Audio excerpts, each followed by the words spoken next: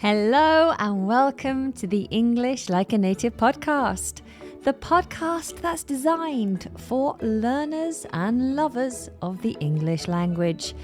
My name is Anna, I'm British, and today I'm going to be talking about help. We all need a little bit of help. Oh, and that instantly reminds me of a Beatles song. Oh, we get by with a little help from our friends. Now, you may notice that my voice is slightly husky. I'm not trying to do a sexy voice. It's just I'm recovering from yet another cold. I've had several colds since the beginning of this year. We're now in April. It's April, middle of April now. I'm recording this. And I've been ill on and off. And I've lost my voice already once this year. And it started to go again with another recent virus that infected my vocal folds. And so my husky voice, which you will be listening to today, is the result of from voice loss. So hopefully you enjoy my new sexy tones. I don't know why we think husky is sexy, but there we go. So I'm asking you, when was the last time you reached out to someone for help? Now, I actually recently reached out to my GP for help because of being perpetually ill. To perpetually do something is to do something over and over again. Well, I've been perpetually ill. It's just been one thing after another. And so I reached out to my GP and I said, please, can I come and see you? I need a little help, I think. I'm always ill. Something's going on. Could you help me? So when was the last time you asked for help? And do you feel comfortable asking for help? And on the flip side, when was the last time you helped somebody else? And how did that make you feel? Today is all about the subject of help. Now, success rarely comes to an individual without the support and the help of others. Just think about it. Academic success. Let's say you achieve fantastic grades at school, then at college, at university, and beyond. Well, that doesn't come solely from your individual work. You had guidance from teachers. You were probably inspired by certain teachers who went out of their way to help you to achieve that academic success. And not only that, you would have had help from parents, maybe funding. They might have paid for your tuition, paid for extra tuition. Or perhaps you got help financially from patrons. When I went to university to do my master's, so my second time at university, my tuition fees were very high and I didn't have any money. I'd just done 3 years at university for my degree and I didn't have any money and I wasn't able to ask my parents for help because they didn't have any money. So I had to start writing lots of letters and looking for patrons to help support me. I was very lucky that I did find about 60% of my tuition fees in donations from patrons. And, you know, if you are studying, you also have the kind of emotional support from friends and family, don't you? They support you in your quest to achieve success, whether that's, you know, sitting with you for a study session or giving you the space that you need to revise, you know, giving you some moral support when you're feeling low and like you want to give up. Your friends and your family are there to say, don't give up, you can do this, keep going. So that kind of success always comes with the help of others, even though it may seem like it comes from one individual. Then we have success in business. Take a very successful businessman like Alan Sugar or Richard Branson. They have achieved huge success in business, but they didn't get there on their own. Even though you only ever think of that one person, they would have had support along the way to build their businesses, to help them to deliver their services and their products and to make those companies work. They had a whole team of people helping them. And I'm sure they would have had mentors and advisors to support them, as well as obviously the support of their partners and their family and friends. And then you have things like crowdfunding success, when people or charities are able to raise lots of money, and we talk about that success. Well, it comes down to the contributions of every individual donor. Even if you only donated 50 pence, a pound, that's something. The sum of all the parts comes together and it becomes something meaningful. So the success of individuals often comes due to the help of other people. So we need to get better when it comes to asking for help. We need to bury this idea of feeling ashamed or embarrassed, feeling like we are weak if we ask for help.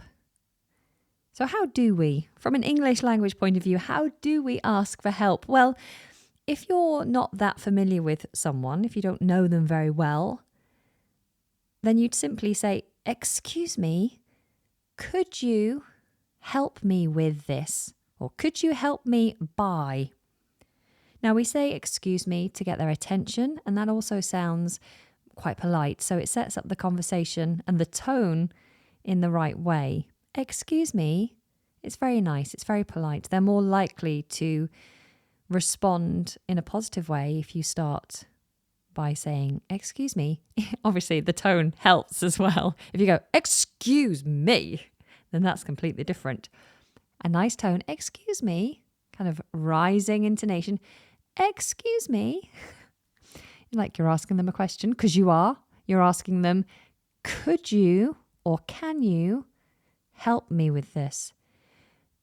We could also say, "Would you mind doing something?" So I could say on a train, "Oh, excuse me, do you mind moving over a little bit so I can sit in this seat?"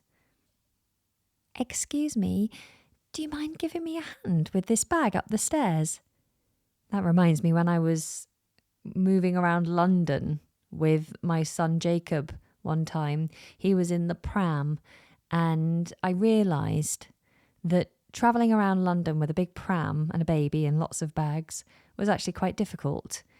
Most tube stations are, I say most, a lot of the tube stations I was travelling through were not set up for access. So we talk about access. There wasn't good access for prams and wheelchairs. And so I would find myself stuck at the bottom of a platform, looking at a huge flight of stairs, thinking, how on earth am I supposed to get my son to the top of these stairs? So I would have to say, "Oh, excuse me, would you mind helping me up the stairs with this pram? Or would you mind just bringing my bags up for me while I struggle with the pram up the stairs?" And people were always very happy to help. All I had to do was ask. So you could say, "Excuse me, would you mind doing something for me?"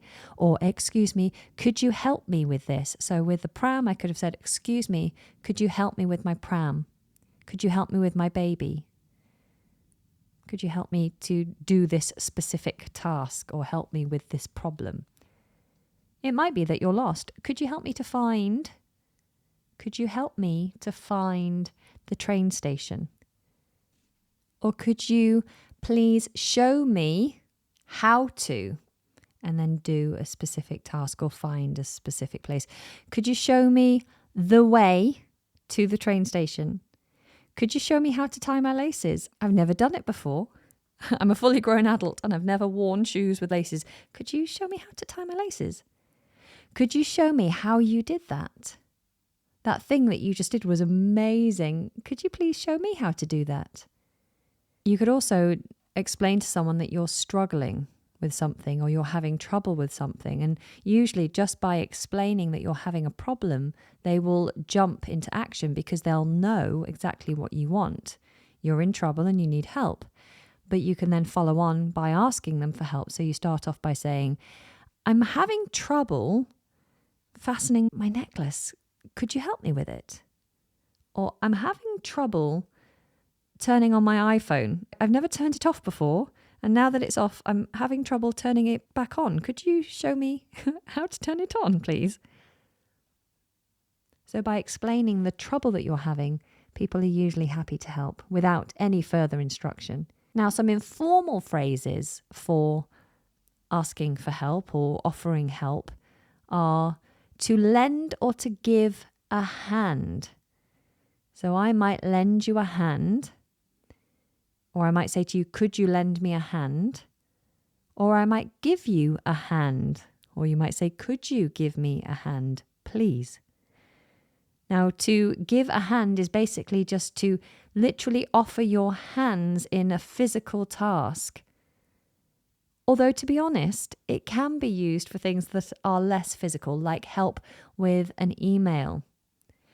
Could you give me a hand with this email? I'm trying to write something witty, but I just can't think of the right words. Could you give me a hand? So it's just a different way of saying, can you help me? Could you give me a hand? Or you tell them, oh, I'm really struggling to write this email. I just can't think of the right words. And the other person will jump into action and say, do you know what? I'm just finishing off the washing up, then I'll come and give you a hand. I'm very good at writing emails. I'll give you a hand with that. You may have heard of the phrase pitch in. This is our next phrase. Pitch in always makes me think of a larger group of people all working together to help either one person or to help achieve something. So to pitch in is to contribute, is to help, but it's like a part of a wider group. So we all pitch in to do our bit, to do our part. For example, I often clean the dining table after we've had a meal. I take all the plates and the cutlery and the cups and the glasses from the dining room into the kitchen and then clear up. So I'm washing, I'm loading the dishwasher, I'm wiping down the sides, I'm wiping down the table, I get the dustpan and brush, and I'm sweeping up the debris off the floor, and then I may even get the mop and mop up if there has been a lot of mess. If there's been a lot of food that's been dropped on the floor that's kind of, left a smear or a smudge, then I might get the mop out and mop up as well. If I'm feeling a bit fed up and I'm really struggling to clear up on my own, and I would like a bit of help because actually tonight I'm going out, so I need to clear up quickly, I might say, look guys, could you all pitch in please? Could you all pitch in and help me? If we all pitch in and work together, then this will be done in 5 minutes. And that will really help me. Could we do that? Yeah, Mum, I'll pitch in. Oh, thank you. So to pitch in. Now, some other phrases that are kind of more specific are to have someone's back. To have someone's back just means you're always there to support that person, that you are their backup. I've got you on this, don't worry. Now, it might be very specific. For example, I've just been watching a crime drama kind of series, which is excellent. The Fall. It's available on BBC iPlayer, I believe, with Gillian Anderson. Oh, it's so good. Anyway, a police officer often works, if they're out on the beat, if they're out patrolling, they often work in pairs, so they have a partner. Now, your partner will usually have your back. They've literally got you covered. So if you are in a situation where a suspect or a member of the public approaches you and becomes agitated, maybe violent, and they're aiming that at you, then your partner will have your back. They'll be there to back you up, to support you, whether it be physical or verbally, emotionally. They've got you, they're supporting you. Come on, you can do it. Don't back down. They've got your back. They're looking after you. They're supporting you in the appropriate ways. Now, your partner, your children, you naturally have their back, or hopefully you do. You are there to support them if they need it, in whichever way it is that you would normally support them. You've got their back. And we literally would say, hey, don't worry, I've got your back. Please don't worry about this. I've got your back. I've got your back. I'm looking after you from behind, where you can't see. I'm here behind you, giving you whatever you need, here for you to fall back on. And if someone is an incredible help, you might call them a lifesaver. Oh, you're a lifesaver. That's if someone's done you a huge favor or helped you in a way that's just been really meaningful to you. For example, I really, really, really want to go to the theatre tonight. I booked tickets months ago to see a show that I've been waiting to see for years, and it's finally here in my local town. I booked tickets. I spent a lot of money, which I worked hard to earn. And then something's happened. Something's come up that meant I can't go to the theatre because I need childcare and maybe my childminder has let me down. And then you step in and say, Anna, I know how important this theatre trip is to you. So I'm going to look after your children for you while you go to the theatre because you deserve that. Go to the theatre. And I'll say, oh my goodness, you're amazing. You're such a lifesaver. Thank you so much. You're a lifesaver. So you haven't physically saved my life. I wasn't dying. But you have done something for me that's been really, really impactful, really meaningful. So thank you so much. You're a lifesaver. Now, when it comes to asking for help, if you are looking for inspiration or motivation, well, in general, if you're ever looking for inspiration, I highly recommend TED Talks. I'm sure all of you listening have heard of TED Talks. You can find them very easily available on YouTube or on the TED Talk website. I'll leave a link to the particular TED Talk I'm going to mention now in the show notes. So TED Talks are a great resource. And one TED Talk that came to my attention recently was called The Art of Asking. And it's by a lady called Amanda Palmer. Now, in this talk, she talks about the power of asking for help and how to connect with other people. Now, she herself is a musician, and she came under a little bit of fire recently from fellow musicians. She was criticized a lot because in the end, she decided to walk away from her music label and start giving her music away for free. So she was being criticized a lot by fellow musicians. But her whole philosophy is about community, about giving and asking for help in return. So when she first started out as kind of a jobbing musician, so she was a budding musician. If you're budding in anything, it means that you're just starting out in something. So a budding musician is someone who's just starting out, like a little flower bud, hasn't yet bloomed, but it's a little bud. And she was doing the rounds as a budding musician. This is what she wanted to do. So she was doing other jobs. And she had no money because anyone who is particularly in the creative arts, whether it be music or, actual art, so painting, drawing, graphic design, acting, singing, these careers usually don't pay very well. So she was struggling for money. And in the early days of her career, she would reach out all the time to her fan base, asking for things. Hey, we're going to be in this town tonight and we've got no food. Can anyone feed us? And amazingly, people would always respond. They'd always say, yep. And people would go out of their way driving down to where she was doing a gig with homemade food, and they'd have like a huge buffet because people were so willing to help. And it wasn't just food. She would be asking for things like a place to practice, an instrument. Hey guys, I'm in this town doing a gig and we need to do some rehearsals during the day, but we've got no piano until this time. Has anyone got a keyboard we can practice on? And she'd also ask for help with accommodation. So she'd do something that we call couch surfing, which is where you don't pay for a hotel. You just literally ask for a place to stay in different people's houses. Literally, I'm happy to sleep on the floor.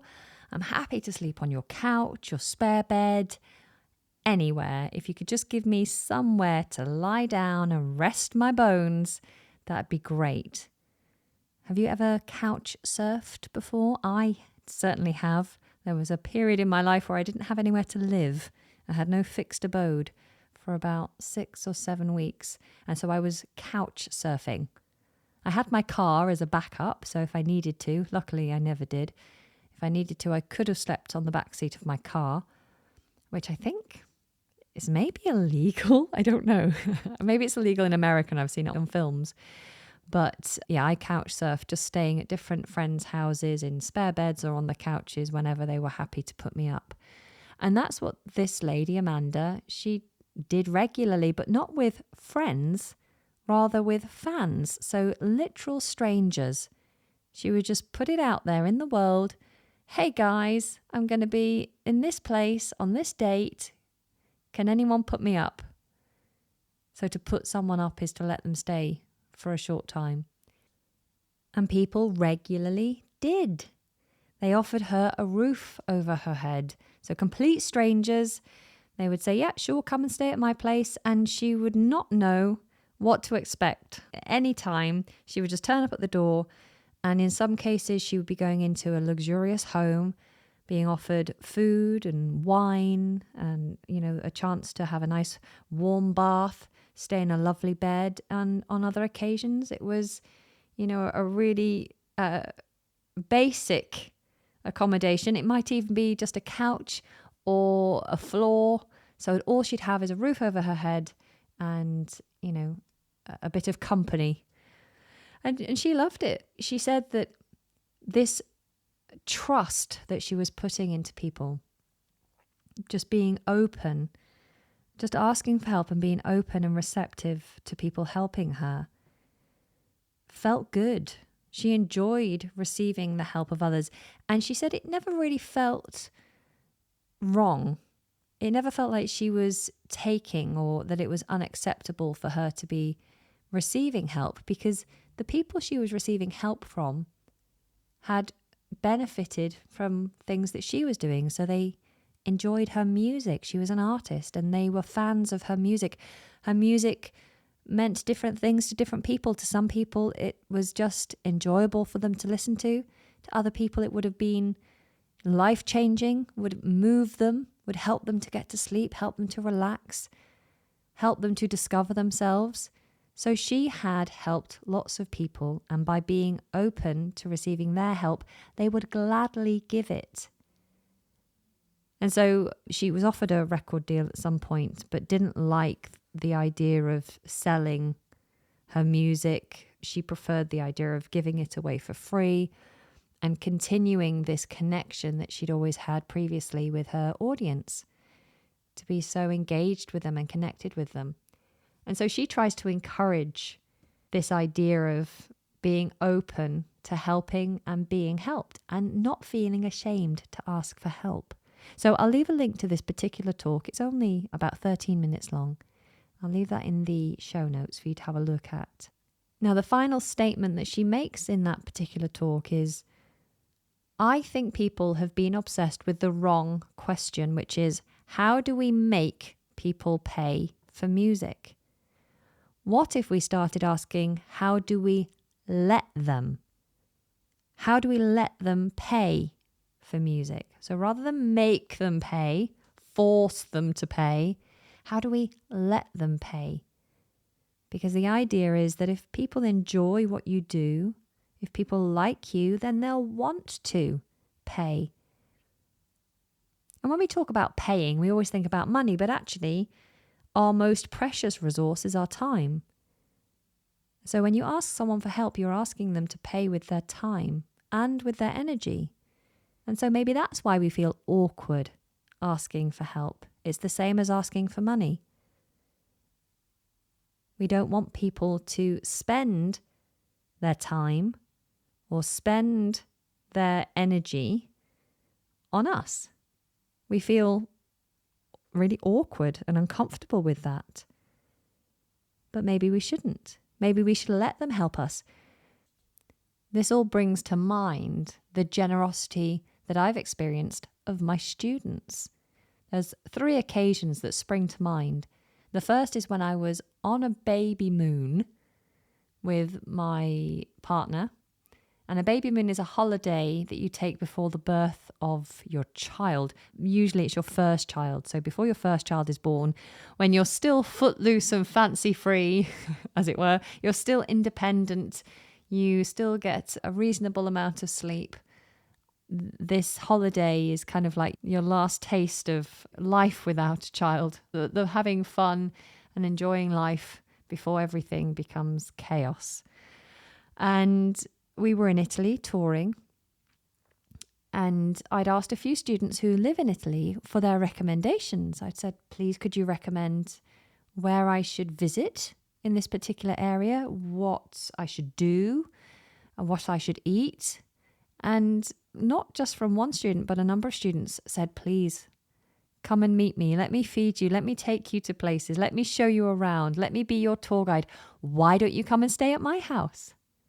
Now, I didn't take them up on the offer to sleep over at their house. I didn't feel like that was the right thing to do. It felt like too much. But I did take them up on the offer to meet up, to allow them to show me around. One student took me to his home, and his family all came around the table. His wife had cooked an amazing meal for us, and they were just so generous, and they spent the day with us. And then another occasion was when my computer completely broke. I say it broke down. It didn't just break down. It completely broke. It was kaput. Kaput. Kaput is a word that I believe has German origins. Kaput in German, I think, means broken. We do use it here in the UK. So if something is kaput, it's broken. My computer was completely dead. It was as dead as a doornail. And I had an Apple Mac, because Apple is fantastic when it comes to dealing with media. So, editing videos and recording audio and things like that. So I had an Apple to manage all my YouTubing stuff, and it broke. And I was like, what on earth am I going to do? How can I do my videos? How can I record? How can I edit? And so I used my phone to go live to my students. And I said, I'm really sorry, guys. I can't afford a new Mac, and I can't make videos without it, because back then, your phones were good, but they weren't really good enough for making proper videos. So I said, I'm really sorry, guys. I'm not going to be putting out any material for the foreseeable future. I don't know when I'm going to be able to start recording videos again, which is really sad. And then someone suggested that I try setting up I can't remember what the name of the website was I used, but basically a crowdfunding page. And I felt quite uncomfortable about it. I was like, well, who's going to, I can't ask people for that kind of money. A new Mac was like 1,800 or something.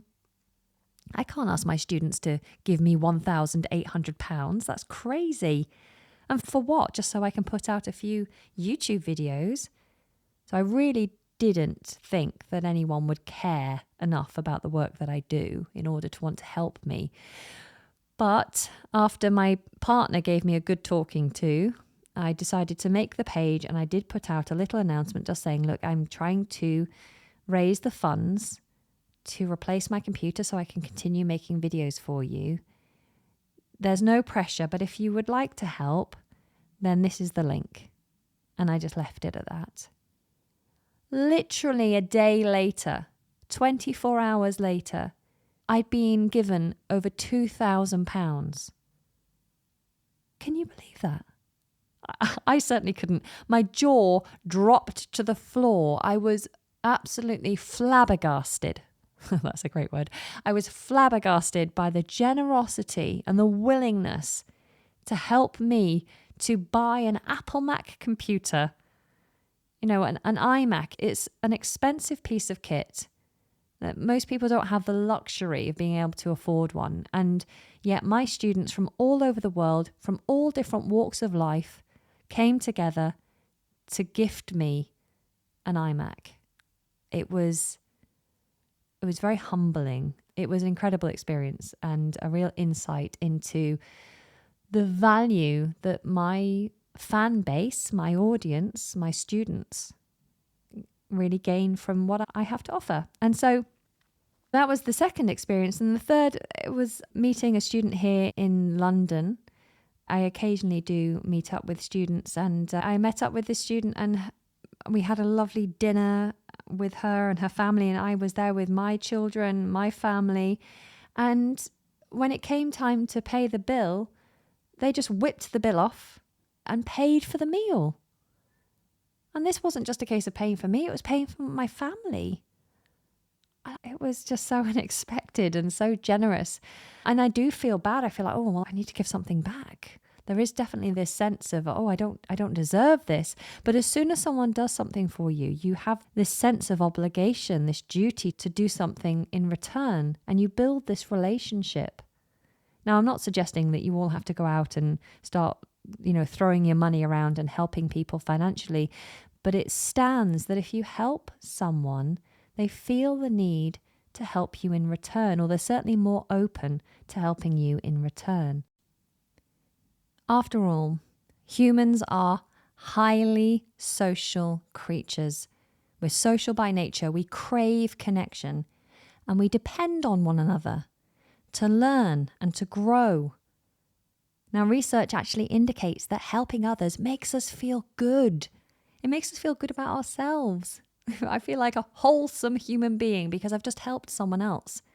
And it's so rewarding to see how my action has impacted someone else in a positive way. Now, I certainly feel that at Christmas time. I don't really care about the presents I get or don't get. What I care about is giving. I care about the impact I have on the people that I care about. I want to make them smile. I want to give them gifts that have a positive impact on their lives, whether that's a journal or something for the kitchen that helps them to make fantastic new meals or smoothies or something, or an item of clothing that they love and wear often. Now, despite the fact that we feel good when we help others, we are hardwired for altruism. Altruism, if I'm pronouncing that correctly. Altruism is basically feeling a selfless concern for others' well-being. So if you care selflessly about other people, you don't even give a thought to yourself, you care more about them and them being okay. That is altruism. So despite being hardwired for altruism, many of us feel uncomfortable at the mere thought of asking for help. Oh no, I couldn't possibly.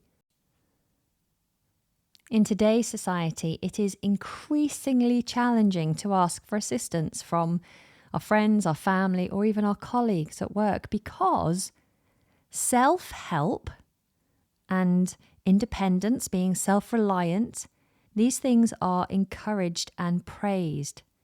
Wow, amazing, you did this by yourself. Oh, look what I achieved. And nobody helped me. Isn't that amazing? I'm a go-getter. I'm an independent person. Amazing. Well, that's great. But the truth is that no one can go it alone. Everyone needs a little help from their friends. Back to the Beatles. Okay, so the important thing to recognize is that seeking help from others, this is not a sign of weakness. You're not weak if you need help. You're not incompetent. Actually, seeking help is a sign of strength and self-awareness. It's much better to ask for help and grow and achieve than to just simply struggle in silence. This is a sign of courage.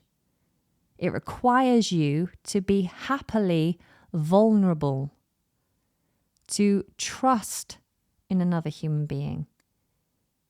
It takes courage to admit that we don't have all the answers, that we don't know everything, and that we need input from other people. We need their support to overcome our obstacles and achieve our goals.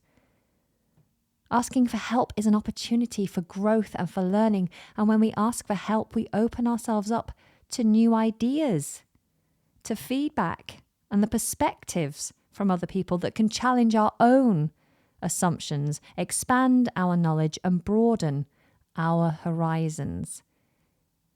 It's good to be open-minded and open to help.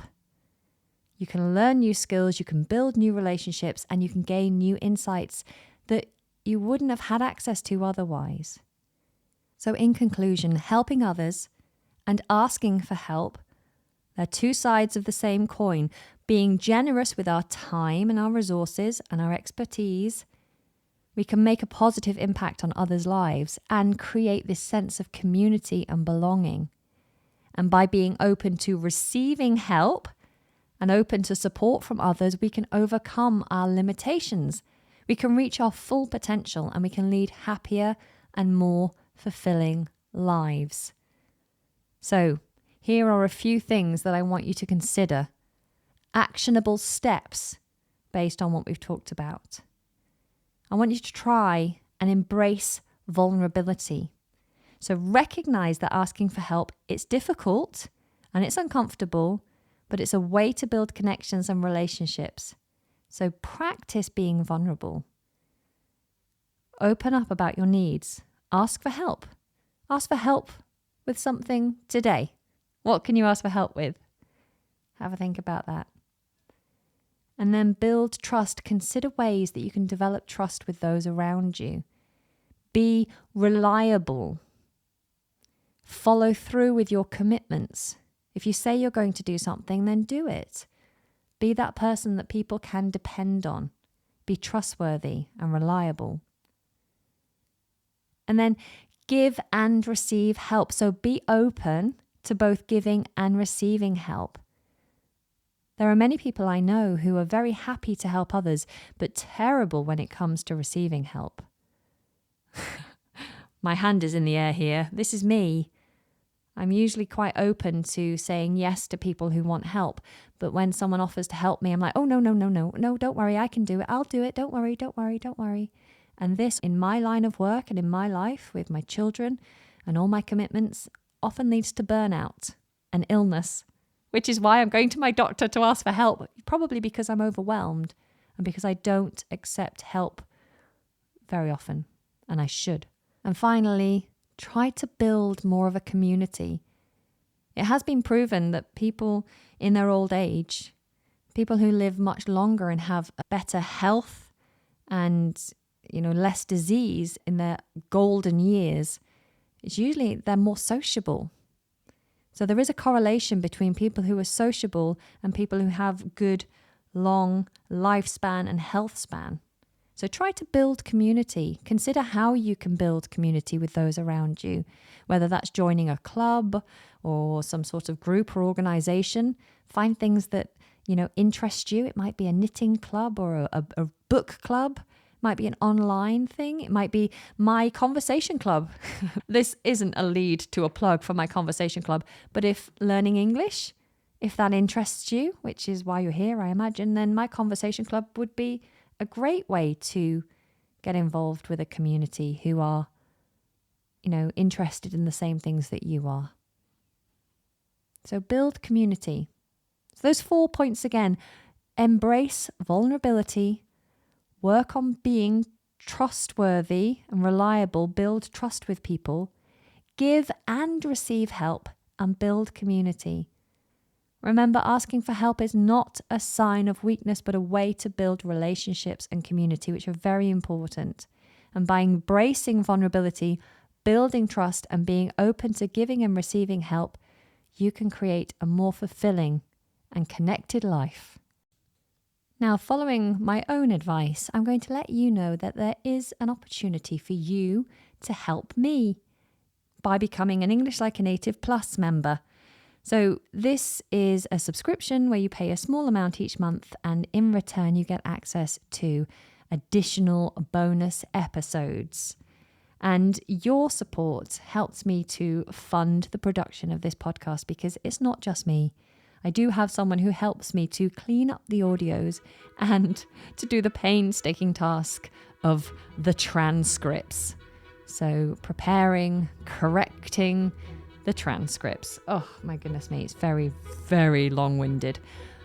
But if you'd like to help me with that, then that would be amazing. I'll put a link in the show notes. I do hope you found today useful. Now do go out and help someone in the world and be willing to accept help. Until next time, Take care and goodbye.